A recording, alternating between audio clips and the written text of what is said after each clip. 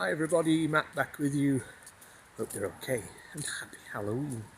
Today I'm in Todmorden Centre and I've come to have a look at one of Todmorden's most impressive buildings.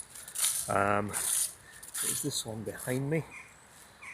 I won't be able to see it in the sun at the moment, but it is the Unitarian Church. Now obviously I've covered this place before, but what I'm going to do today, especially as it's Halloween, is to tell you why this place is regarded as one of the most haunted buildings and areas in Calderdale. So the Unitarian Church was completed in 1869. Took a few years to make it, but it was built by the three sons of the famous Todmorden MP John Fielden.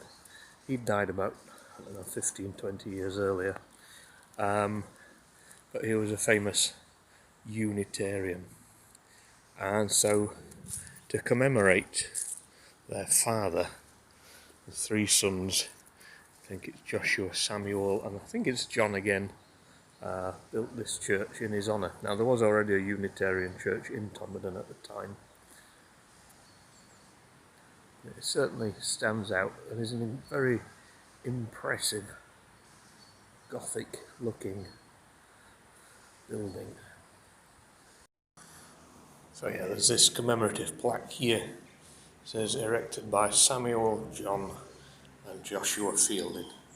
So John Fielden's three sons, and I'm now just in the alcoves underneath the tower.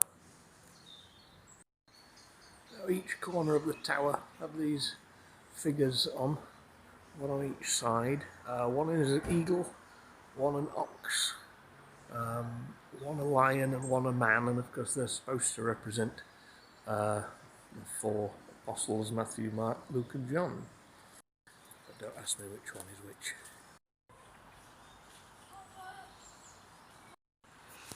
So these gravestones by the tower are two of the sons.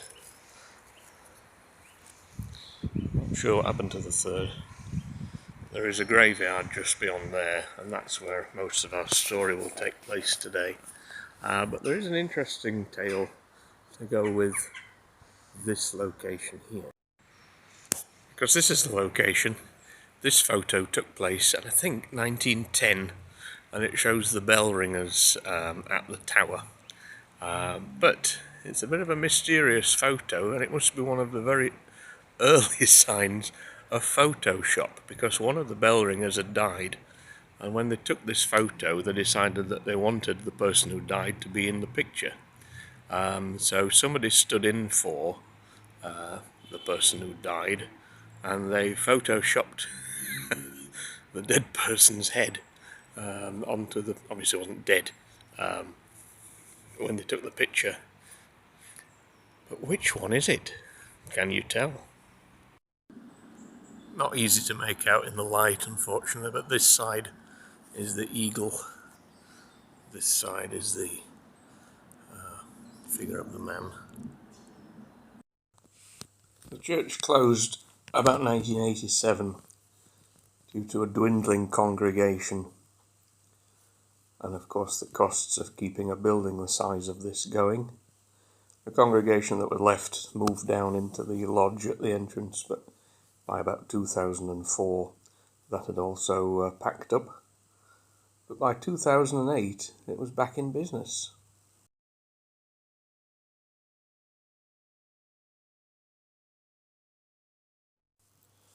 A great location for paranormal investigators, including a visit from the Most Haunted team. All sorts have been reported in here. Hot and cold patches, smells of sulphur, loud banging. 3 people have even reported being scratched before. Let's see what's inside.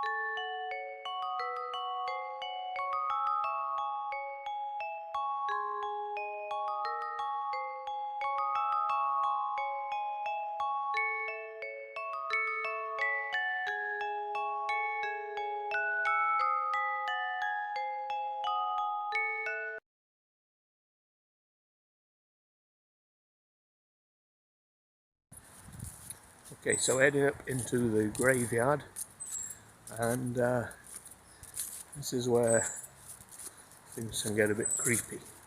So if you are of a slightly nervous disposition, probably best to look away, because the graveyard has twice, at least twice, had photographs taken in it, and there's been potentially ghost sightings in the graveyard. And I'm going to put those pictures on. The pictures have been never been debunked as being fake, so obviously it's completely your choice in what you believe. You can certainly see why when you come to the graveyard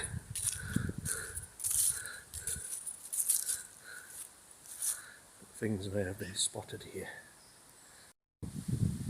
So this is the first gravestone, which has a story, and a picture was taken a year or so back, or a few years back, that came out looking like this. So this picture, taken in the dark, obviously has some kind of shadowy figure in front of it, and it's believed that that is the ghost of Sarah Agnes, who is in this grave here. Again, that photo appeared in many newspapers at the time, and has never been proven to be anything other than real. Again, some of you will just mock it, some of you will believe it. It's completely your choice. But if you think that one perhaps doesn't look very realistic, there is another one. So a picture was taken from roughly here, and I'm going to put another image up now. You will be able to make out certainly the tall spire kind of gravestone there. That is this picture here. And now obviously you might immediately look at that and go, can't really see anything on there. But if you lighten the picture up, you can see this. So you can see, oh my goodness, good timing for striking of 12. But yeah, between the top of the kind of spade-shaped headstone, there is a face, as there is one also above the headstone to the left of it. You can clearly make out an image. So again, that would have been taken from here, which is just on these steps slap bang in the middle of the grave. So I don't know if there's any trickery involved there. Let's see whose gravestone it is.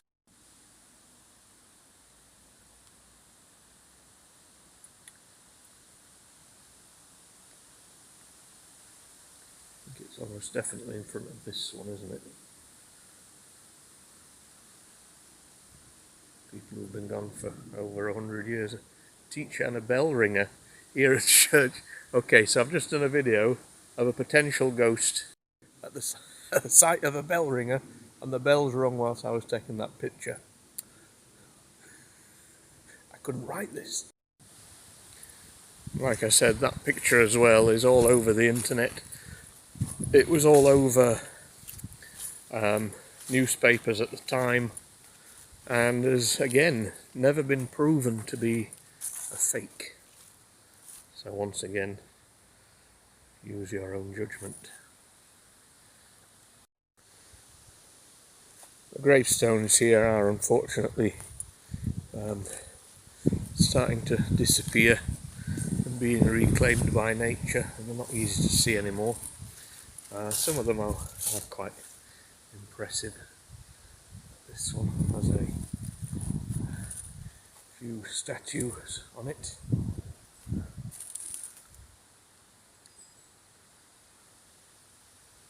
can see they are quite weathered today.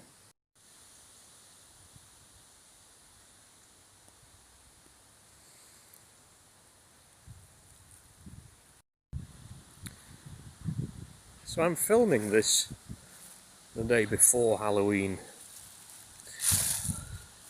and I think what I need to do is return here in the dark tomorrow night, and I'll stand in the spots where those pictures were taken, and I'll come and take some pictures tomorrow. And what I hope is that whatever ghosts are in the graveyard are friendlier than the ones in the church.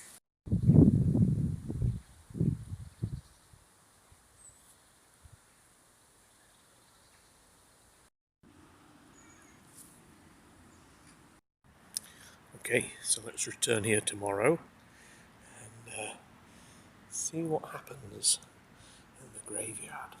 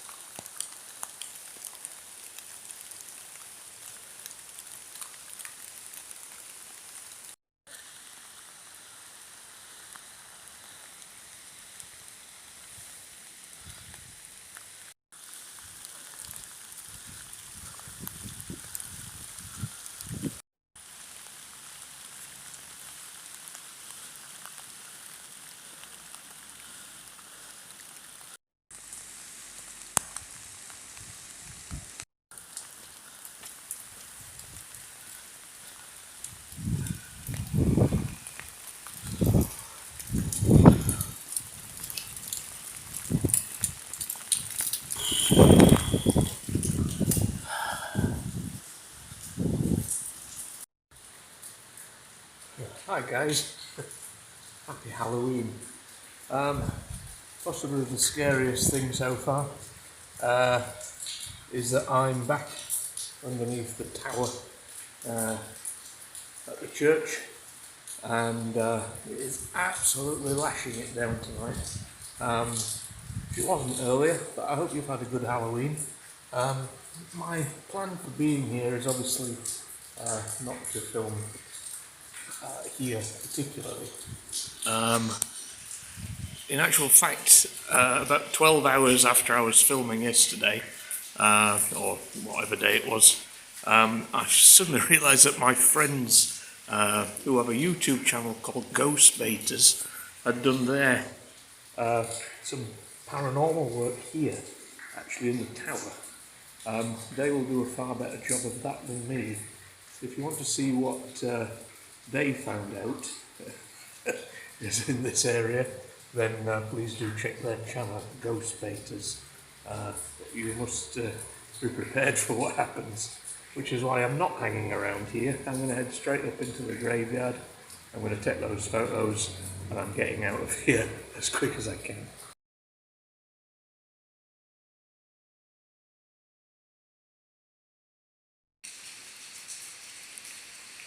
The rain falling onto the lights is pretty ghostly in its own right. Anyway, let's leave this space, head up into the graveyard.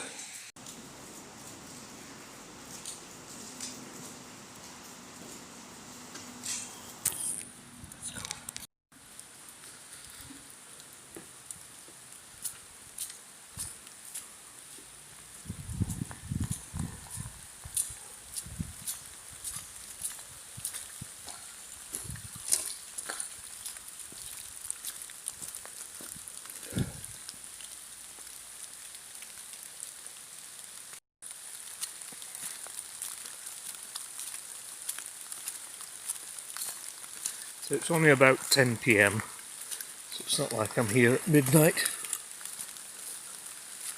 But I'll be honest, I am a little bit freaked out because the weather is pretty grim.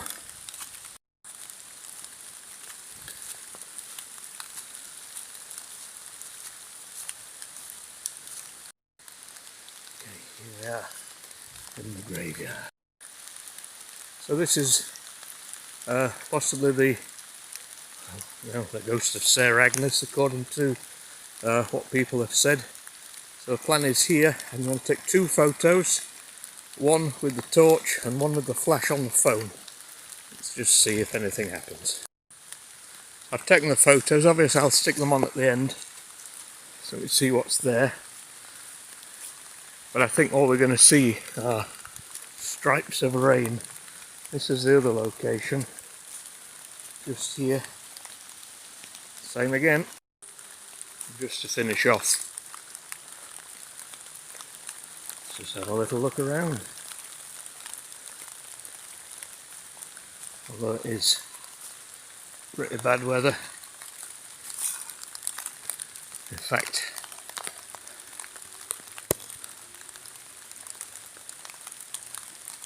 yeah, let's go.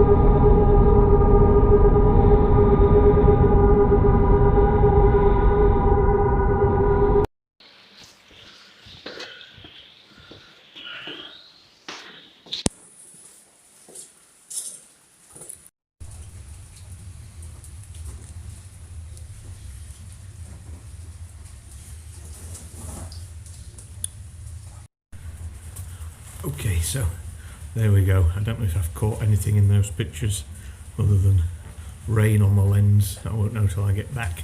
But I can't do that every day. But I hope you've enjoyed this Halloween video. This little tunnel's pretty scary, so I'm going to carry on. So take care. I'll see you next month. Hope you're okay. Take care. Bye for now.